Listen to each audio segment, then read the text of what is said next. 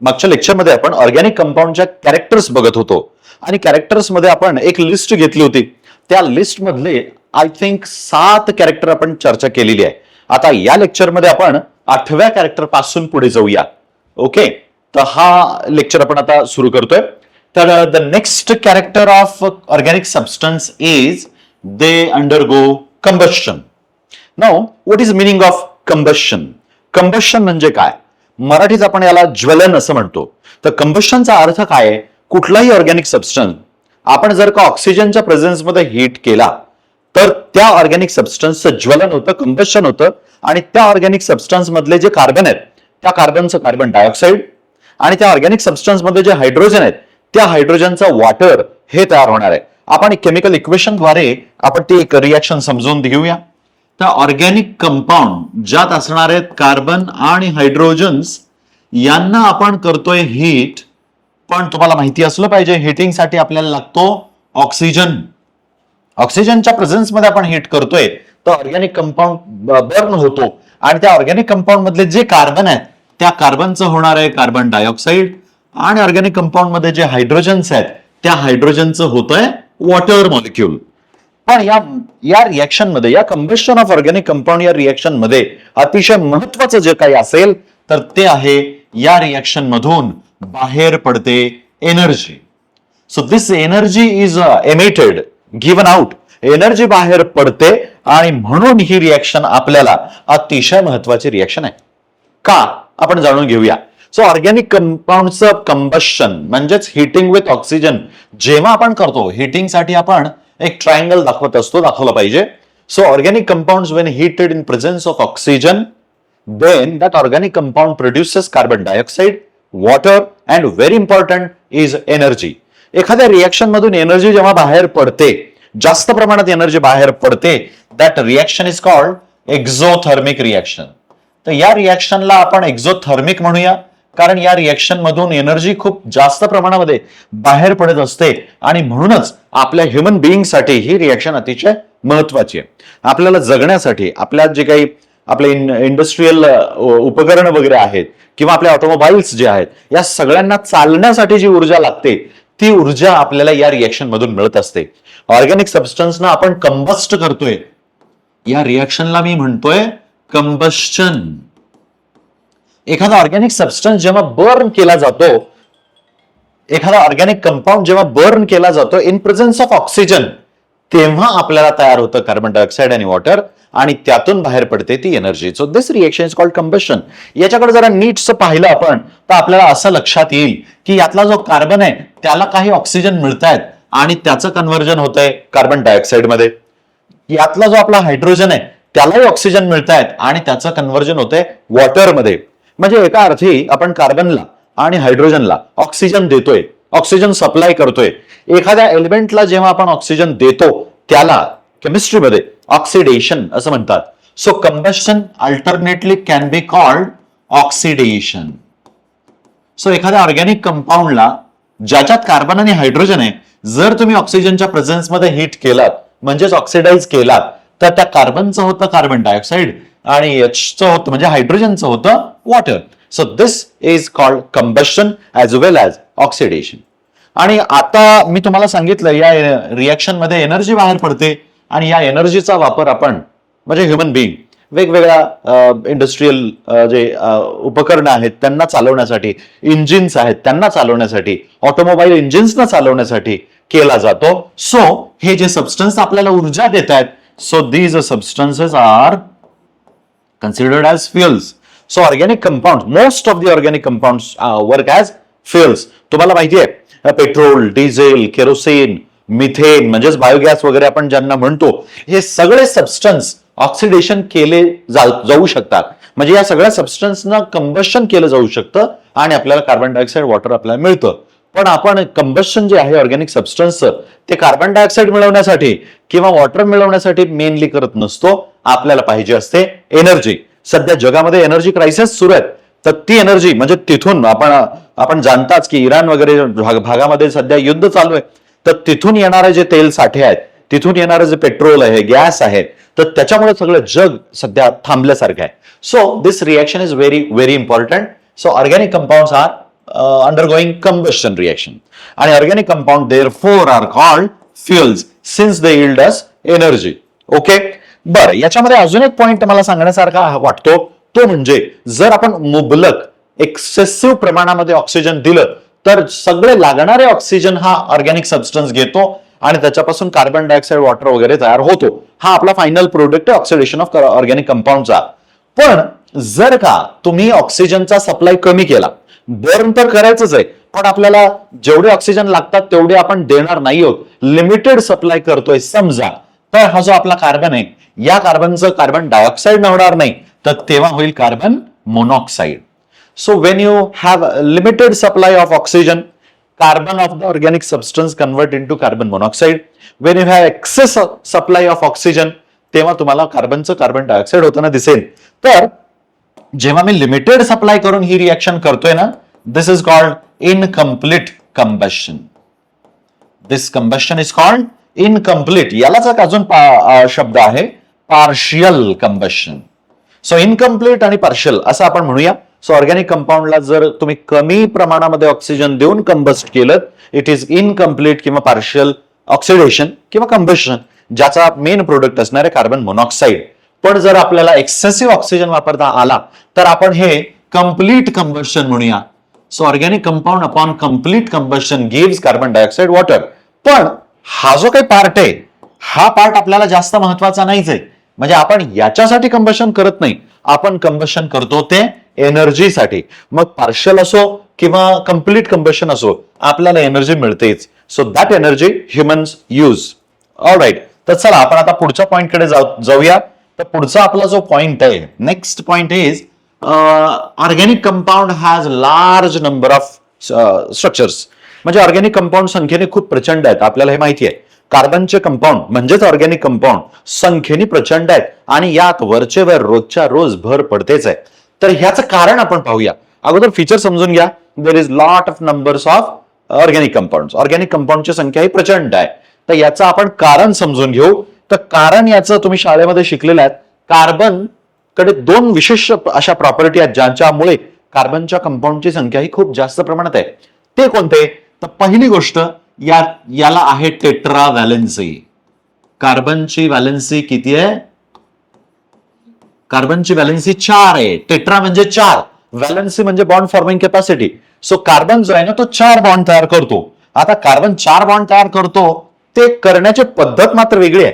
Carbon 4 single bond तयार करू शकतो. कार्बन 1 डबल आणि 2 सिंगल बॉन्ड तयार करू शकतो.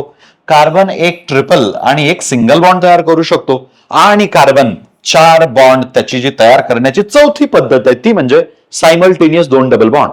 सो कार्बन कोणत्याही स्थितीमध्ये 4च बॉन्ड तयार करतोय, त्याची व्हॅलेन्सी 4च आहे. पण तो 4 सिंगल बॉन्ड तयार करू शकतो. असे बॉन्ड तयार करून तो वेगवेगळे कंपाऊंड तयार करेल. कार्बन 1 डबल आणि 2 सिंगल बॉन्ड तयार करतो, म्हणजे अनसॅच्युरेटेड कंपाऊंड तो तयार करू शकतो. कार्बन ट्रिपल बॉन्ड 1 आणि 1 सिंगल बॉन्ड अशा फॉर्मॅटमध्ये सुद्धा बॉन्ड तयार करू शकतो. आणि असे काही कंपाऊंड इकडे आपल्याला एक्झिस्ट होताना दिसतात. आणि carbon at a time 2 double bond at a time तो तयार करू शकतो. अशाही प्रकारचे काही कंपाऊंड आपल्याला दिसतात. सो कार्बनचे जे कंपाऊंड आहेत यांची संख्या जास्त असण्याचा one of the reason is carbon has tetra valency. कार्बनची व्हॅलेन्सी 4 आहे आणि 4 बॉन्ड्स तयार करण्याच्याही त्याच्या पद्धती 4 आहेत. सो हे एक पॉइंट आपण क्लिअर करूया. आणि यातच मी दुसरा एक पॉइंट सांगतोय. कार्बनची कंपाऊंडची संख्या अतिशय जास्त असण्याचं दुसरं कारण म्हणजे carbon has a property called catenation. कार्बनकडे कुठली प्रॉपर्टी आहे? कॅटेनेशन. द स्कूल लेवलला आपल्याला हे सांगण्यात आलं असेल catenation. Carbon possesses catenation. Carbon हा एक एलिमेंट आहे. कार्बन एलिमेंटच्या एक कार्बन ऍटम त्याच एलिमेंटच्या इतर कार्बन ऍटम्सना जोडू शकतो. आपल्या सगळ्यांना ठाऊक आहे carbon can form bond with another carbon आणि तो कार्बन पुढे अजून कार्बनला जोडला जाऊ शकतो. असं कार्बन कार्बनची लिंकेज होऊ शकते आणि स्ट्रेट चेन तुम्हाला मिळू शकते. अगदी तसंच स्ट्रेट चेननी तिथे जोडले जाऊ शकतातच, पण मध्येच कुठेतरी कार्बनला अशा पुन्हा कार्बनच्या चेन्स तिकडे तयार होऊ शकतात. सो कार्बन दुसऱ्या कार्बनला वेगवेगळ्या पद्धतीने जोडला जाऊ शकतो. म्हणजे स्ट्रेट चेन मध्ये जोडेल किंवा स्ट्रेट चेन ऍज वेल त्याला काही ब्रँचेस येऊ शकतात. किंवा अतिशय महत्वाचं म्हणजे कार्बन एकमेकांना जोडून एक सायकल किंवा रिंग पण तयार करू शकतो. ही अशी वर्सॅटायलिटी जी कार्बनकडे आहे, त्यामुळे कार्बनचे कंपाऊंडची संख्या ही प्रचंड प्रमाणामध्ये आहे. आज आपल्याला माहिती आहे फार्मास्युटिकल इंडस्ट्रीज, एकच उदाहरण देतो मी तुम्हाला. फार्मास्युटिकल इंडस्ट्रीज म्हणजे औषधांचा जे कारखाना वगैरे असतो, त्यामध्ये वरचेवर रिसर्च चालू आहेत आणि नवीन नवीन कंपाऊंड कार्बनचे तयार होत आहेत, जे मेडिसिनल इफेक्ट बॉडीवर दाखवतात.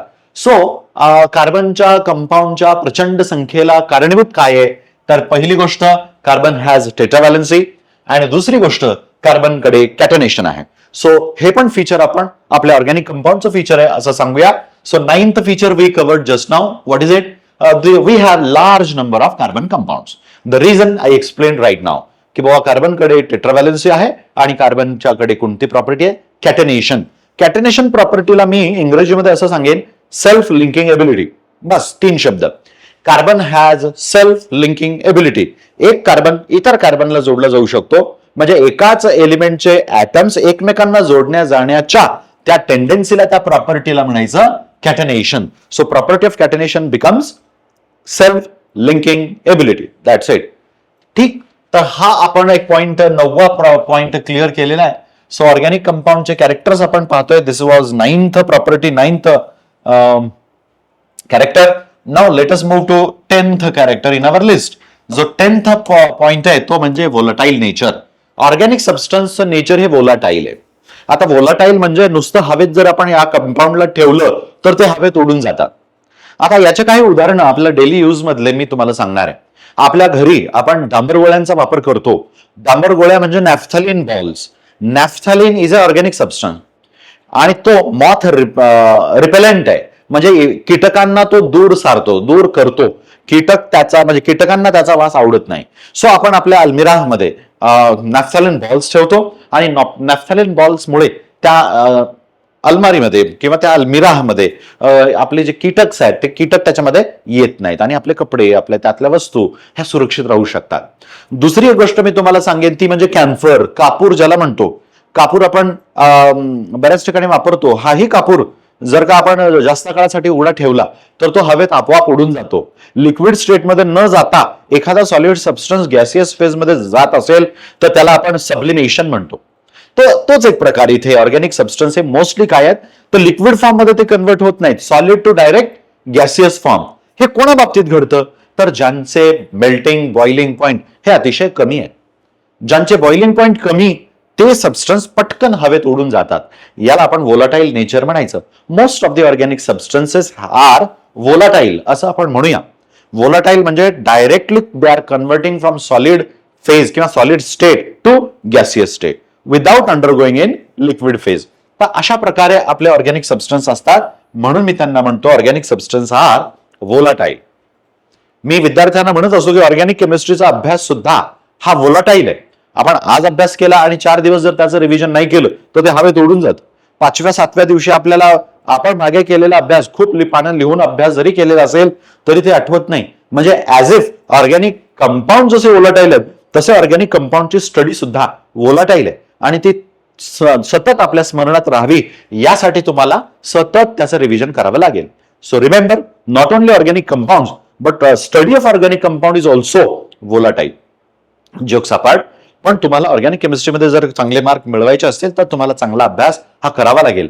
आणि ऑर्गॅनिक केमिस्ट्रीचा जो अभ्यास आहे तो केवळ वाचून होत नाही, तर त्याला तुम्हाला सतत लिहावं लागेल. Mind it. तर आपण पुढे जाऊया. पुढची जी प्रॉपर्टी मी लास्ट प्रॉपर्टी म्हणतोय ऑर्गॅनिक कंपाऊंडची, लास्ट प्रॉपर्टी म्हणा, कॅरेक्टर म्हणा, वैशिष्ट्य म्हणा, दॅट इज लो स्टेबिलिटी. आपण इथे ऑर्गॅनिक कंपाऊंडला इनऑर्गॅनिक कंपाऊंडशी कम्पेअर करतोय. That's it. Organic compounds are being compared with inorganic compounds in this chapter or in this lecture also. So आपले जे इनऑर्गॅनिक सबस्टन्स आहेत they are very very stable. Inorganic substance मधलं जे फोर्स ऑफ अट्रॅक्शन आहे that is massive, जास्त strong आहे. पण organic substance मधलं जे फोर्स ऑफ अट्रॅक्शन आहे ते वीक आहे. तुम्हाला मी ऑलरेडी सांगितलेलं आहे. सो आपले जे ऑर्गॅनिक सबस्टन्स आहेत, ऑर्गॅनिक सबस्टन्सला तुम्ही जर थोडं जरी हिट केलं तर ते लगेच डिकम्पोज होतात किंवा उडून जातात. They undergo decomposition. मात्र इनऑर्गॅनिक सबस्टन्सला तुम्ही जर बऱ्यापैकी हिट जरी केलं तरी ते थर्मली स्टेबल आहेत. So inorganic compounds are thermally stable whereas organic compounds are less stable. म्हणून आपलं लास्ट जे पॉइंट आहे organic substance are low stable, thermally they are less stable असं तुम्ही म्हणू शकता. सो मागच्या लेक्चरमध्ये आणि या लेक्चरमध्ये आतापर्यंत आपण कॅरेक्टर्स ऑफ ऑर्गॅनिक कंपाऊंड ही यांची चर्चा केली. सो आपण थोडंसं क्विकली त्याला रिवाइज करूया. The first property I said की all organic compounds are made up of carbon. Carbon व्यतिरिक्त हायड्रोजन असतो, nitrogen, phosphorus, sulphur, chlorine, bromine, halogens वगैरे असू शकतात. काही metals like calcium, magnesium, iron हे पण ऑर्गॅनिक सबस्टन्स मध्ये क्वचित ठिकाणी आढळतात. नंतर दुसरी प्रॉपर्टी आपण अशी बोललो होतो की this organic substances are non polar in nature.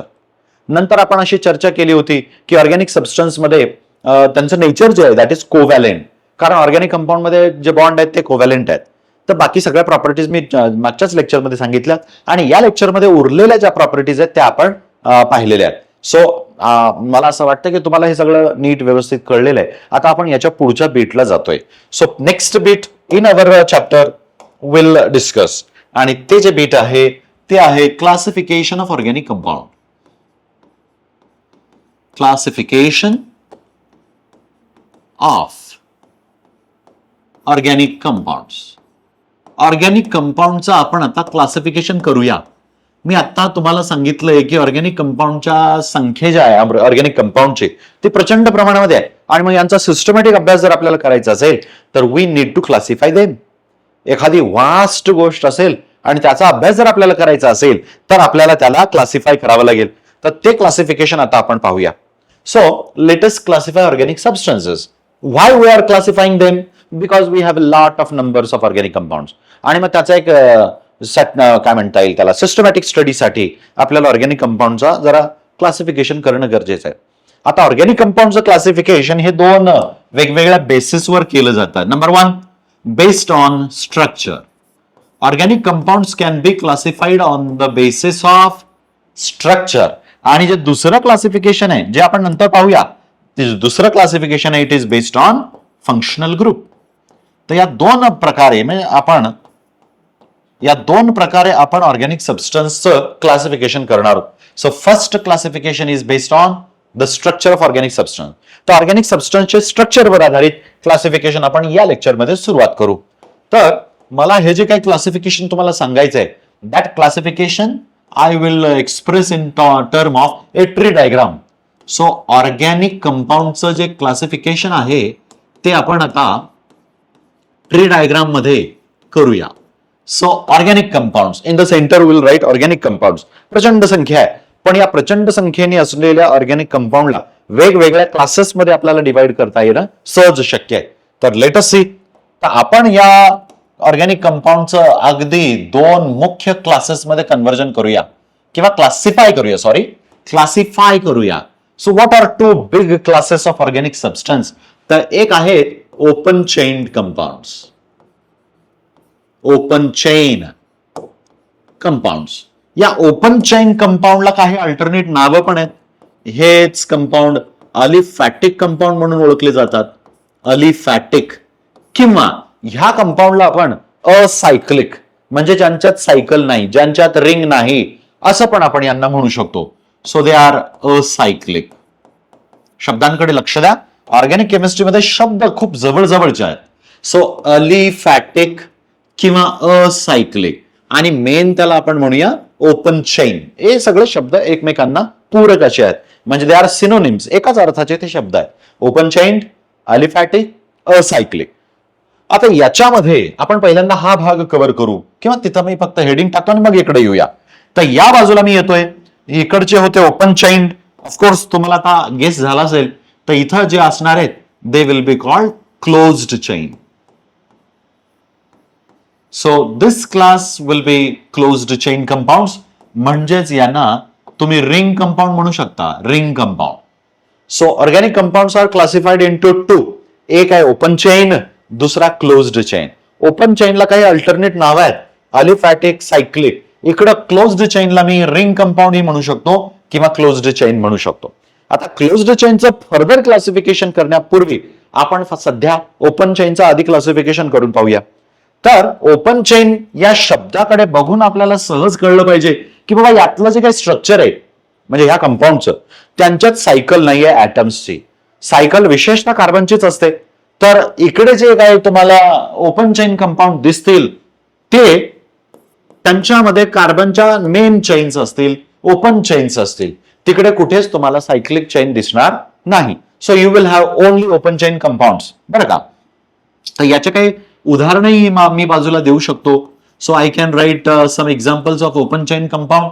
Ethane I can write another open chain compound, say that one is this N-butane. एखादा ब्रांच्ड चेन कंपाऊंड घेऊया. सो CH3, CH, CH3 नावांच्या बद्दल आपण नंतर बघू, पण स्ट्रक्चरली बघा, यांच्याकडे स्ट्रक्चरली बघा, त्यांच्यामध्ये जे कार्बनच्या चेन आहेत त्या ओपन आहेत. They have not been closed. की एखादी कार्बन चेन सुरू झाली आणि ती येऊन परत पहिल्या कार्बनला जोडते आणि कंपाऊंड मध्ये एक सायकल तयार होते, असं मात्र इकडे होत नाही. सो ओपन चेन कंपाऊंड हे अशा प्रकारचे असतात ज्यात कार्बनच्या चेन या ओपन असतात. पहिला आणि शेवटचा कार्बन एकमेकांना जोडून सायकल तयार होत नाही. त्याचे काही उदाहरण इथं दिली आहेत, पण या ओपन चेन कंपाऊंडचं जे फर्दर क्लासिफिकेशन आहे त्याच्याकडे मी जातोय. So open chain compound, now I am classifying that open chain compound. तर ठीक आहे, तर आपण हा जो ओपन चेन कंपाऊंड आहे याचे पुन्हा दोन क्लासेस करतोय. तर पहिला क्लास इथे आहे तो म्हणजे स्ट्रेट चेन कंपाऊंड.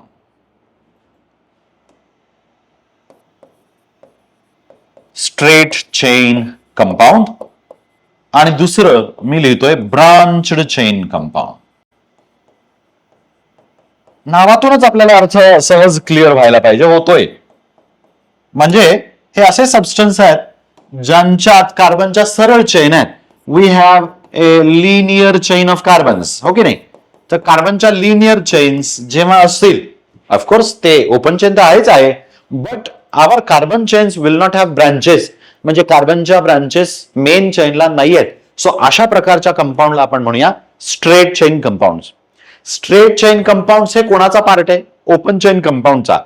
पण ओपन चेन कंपाऊंड मध्ये स्ट्रेट चेन कुणाला म्हणायचं? तर those open chain compounds in which we have only straight linear chains of carbon and we don't have branches of carbon. Those compounds are called straight chain compound. मी उदाहरणं दाखवली काही compound लिहिलेत, पण मी hydrogen वगैरे अजून त्याला लिहिलेले नाहीत, फक्त कार्बन लिहिलेत.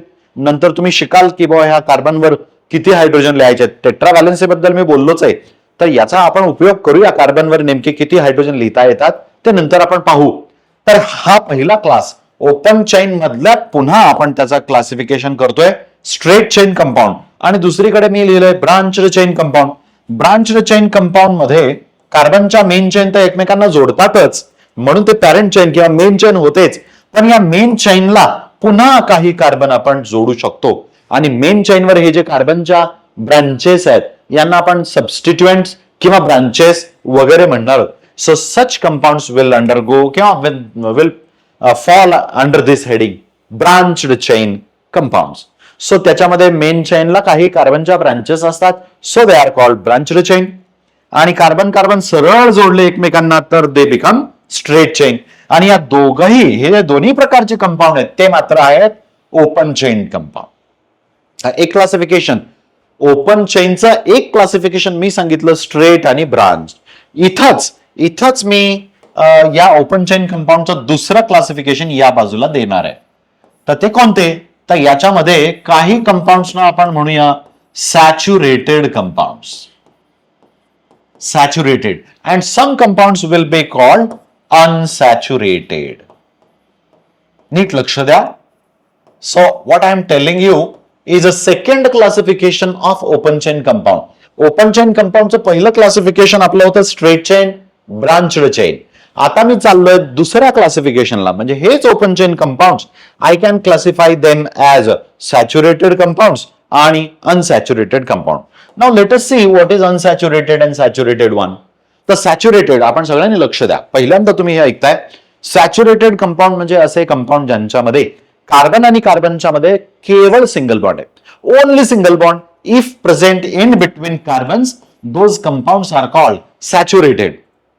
तर सॅच्युरेटेड मध्ये मिथेन, इथेन, प्रोपेन तुम्ही 10वीला शिकलाय.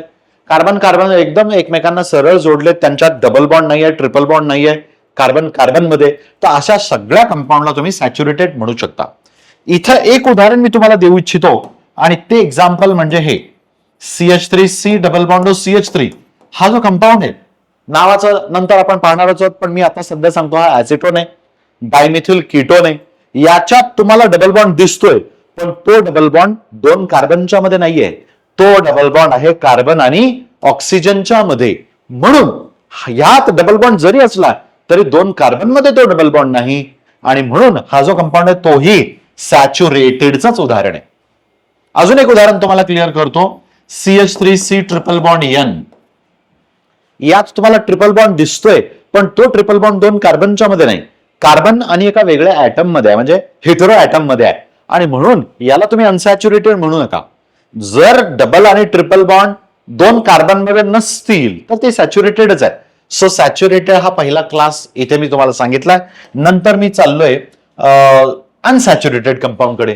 So what are unsaturated compounds? Unsaturated compounds are those compounds which have a multiple bond between two carbons.